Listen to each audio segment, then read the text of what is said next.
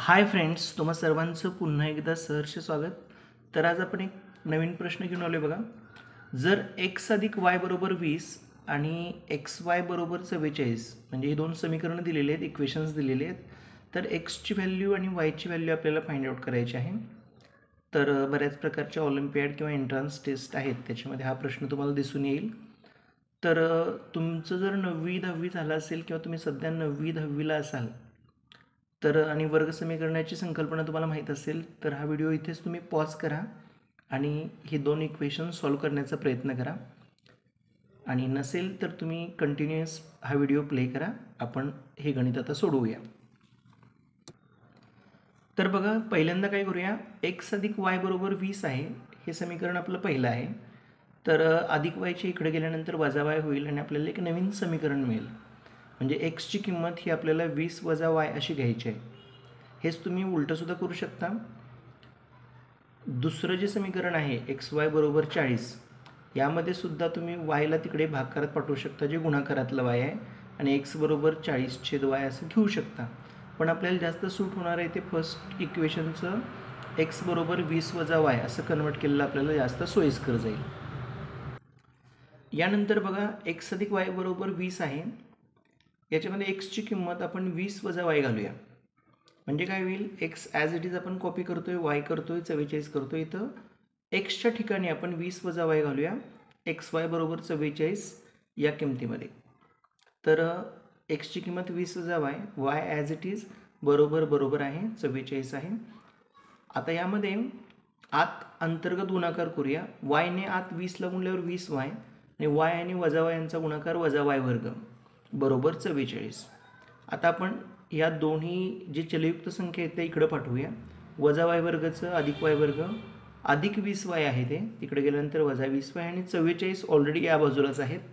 तर आपल्याला एक समीकरण तयार झालं, वाय वर्ग वजा 20 वाय बरोबर 44 अधिक 44 बरोबर 0. आणि हे काय वर्ग समीकरण आहे बघा, म्हणजे क्वाड्रॅटिक इक्वेशन आहे.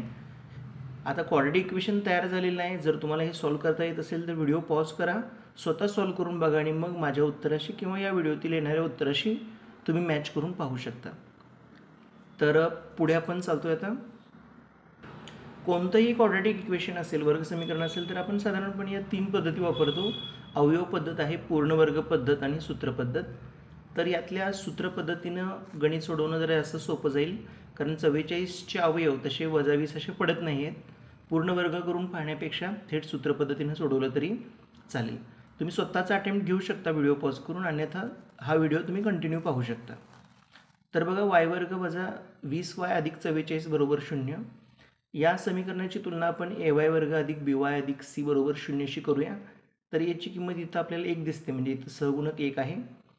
बीचा सहगुणक म्हणजे बीच्या जागी वजा 20 आहे बघा, आणि इथं सीची किंमत 44. ही आपण मांडून घेऊया. ए बरोबर 1, बी बरोबर वजा 20 आणि सी बरोबर 44. आता सर्वप्रथम आपण डेल्टाची किंमत काढून घेऊया, म्हणजे बी वर्ग वजा 4ac.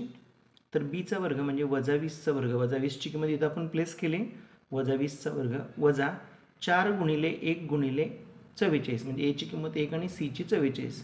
यांचं मल्टिप्लिकेशन म्हणजे गुणाकार केल्यानंतर आपल्याला 176 दिसून येईल.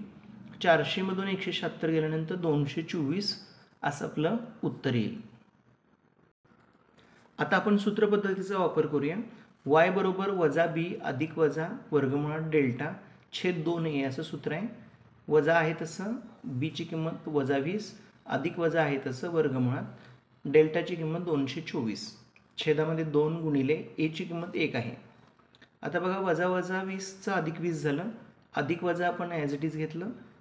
224ची फोड 16 गुणिले 14 केले, जेणेकरून फोड अशी करायची की एकाचं वर्गमूळ तुम्हाला बाहेर मिळालं पाहिजे. तर इथं 20 अधिक वजा 4 वर्गमुळात 14 छेद 2 आहे. आता 20ची फोड बघा 4 गुणिले 5 केली, यानंतर 4 गुणिले वर्गमुळात 14 ॲज इट इज ठेवले. आता हा एक गट झाला 4 गुणिले 5चा आणि हा गट झाला 4 गुणिले वर्गमुळात 14. या गटात तुम्हाला 4 कॉमन दिसतं, ते बाहेर घेऊया. या गटातला शिल्लक अंक आहे 5 अधिक वजा आणि या गटातलं वर्गमुळात 14 2 आहे तसं इथं भाग जाईल बघा. बे 1 के बे आणि बे 2 4. तर इथं मी भागवलून दाखवतोय तुम्हाला. बे के बे आणि इथं भाग गेलेला आहे बघा. तर इथं 2 आपण आत गुणतोय, बे पंचे 10 झाले आणि 2 गुणले वर्गमुळात 14ची किंमत 2 वर्गमुळात 14. म्हणजे एकदा गणित आपलं 10 अधिक 2 वर्गमुळात 14 होईल, किंवा y बरोबर 10 वजा 2 वर्गमुळात 14 अशा आपल्याला दुहेरी किमती मिळतील. तर बघा 10 अधिक वजा 2 वर्गमुळात 14 आहे. तर वायची किंमत एकदा धन स्वरूपात आणि एकदा ऋण स्वरूपात, कारण इथं आपल्याला अधिक वजा आहे म्हणून. वर्गमुळातील संख्या जी आहे ती शक्यतो सुरुवातीला लिहिली तरी चालते, म्हणजे 2 वर्गमुळात 14 इथं लिहिलं आणि जे अधिक 10 आहेत ते इकडं लिहिलं. तसंच इथं वजा 2 वर्गमुळात 14 आधी लिहिलं, त्यानंतर 10ची किंमत अधिक 10 नंतर लिहिलेली आहे. आता इथं आपल्याला 2 किमती मिळत आहेत. यातली कुठलीही एक किंमत जर तुम्ही समीकरणात घालून बघितली, समीकरण नंबर 1मध्ये, तर तुम्हाला एक्सची किंमत बरोबर उलटी मिळेल. म्हणजे ही घातली तर ही उत्तर मिळेल, आणि हे समीकरण 1मध्ये जर वायची व्हॅल्यू भरलीत तर एक्सची किंमत तुम्हाला अशी मिळेल. म्हणजे एक्सची किंमत ही वजा 2 वर्गमुळात 14 अधिक 10 किंवा एक्स बरोबर 2 वर्गमुळात 14 अधिक 10 अशी असेल, किंवा वायची किंमत जर तुम्ही रिप्लेसमध्ये भरली, म्हणजे इकडची इकडं केलीत, तर तुम्हाला अल्टरनेट ह्याच किमती मिळतील पुन्हा एकदा. तर अशा प्रकारे आपण एक्स आणि वायची किमती काढलेल्या आहेत. तुम्ही विथ ऑप्शन असा जर प्रश्न आला तर यातल्या कुठल्याही किमती तुम्ही ग्राह्य धरू शकता आणि उत्तर सांगू शकता. व्हिडिओ आवडला असेल तर नक्कीच लाईक करा, शेअर करा. चॅनलवर नवीन असाल तर सबस्क्राईब करायला विसरू नका. धन्यवाद. थँक्यू.